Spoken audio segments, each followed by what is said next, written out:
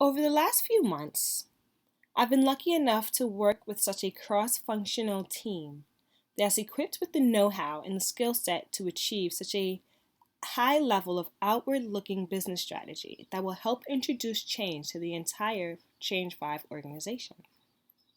So on our agenda today, we will look at our roadmap of reaching our strategic goals.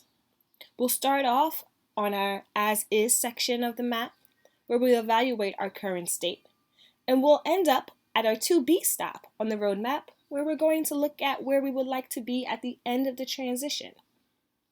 Along the way, you'll notice that we have picked up great but small and drastic changes, such as creating common goals and identifying the benefits and outcomes of Lean Six Sigma training.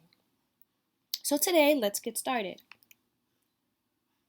Our as is or current state of Change 5, we'll remember that we actually came together as management in our pilot group to establish a few changes that we needed to address, such as a lag in production due to a lack of employee engagement, lack of managerial support throughout the company, and a disconnect between management and employee goals.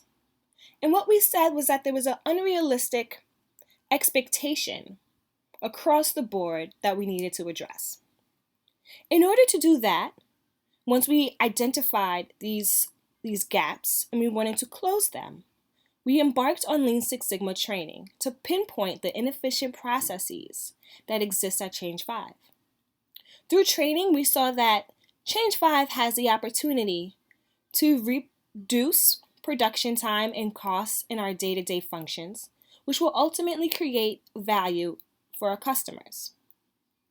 For a long term, we wanted to increase productivity, create efficient workflows, and align our company with changes. Overall, we will be able to focus on sustainable organizational capability to lead our industry and create change in how we do what we do best. Now we come to a point where we would want to begin to embark on evaluating on how our 2B state will come together. Today, we'll look at our learning-oriented code of conducts, which will really help us understand how each employee of the organization will play a role in ensuring that our change is sustainable over time. We'll also do this by creating a checklist for change that anyone can use during this change process to make sure that we are staying focused and that we are understanding our final goal. And lastly, of course, feedback and suggestions. Our code of conduct. First, to create a time of reflections, where we would ask ourselves, if I was the CEO, would I accept Change 5 as is, or would I want to make significant differences within the company? We'll redistribute governance, where everyone has the power and decision-making capability to take control of their job. Learn other business units, to take the time to demystify other units and to break out of our silos. We can all learn from one another, and there are tools available at Change 5 to develop practical business skills that can be transferable throughout the company. Focus on actions and results. By being focused on actions and results, rather than hierarchy of leadership, we will all benefit from the advancements that ultimately will put Change 5 at the top. Engage in effective listening. Effective listening will develop organizational confidence in the work that our team will actually perform. And lastly, be consistent. As we perform day in and day out, we must think about our actions. Is our work consistent with the strategy and the goals of the company? This type of consistency will actually support and develop impactful transformational teams.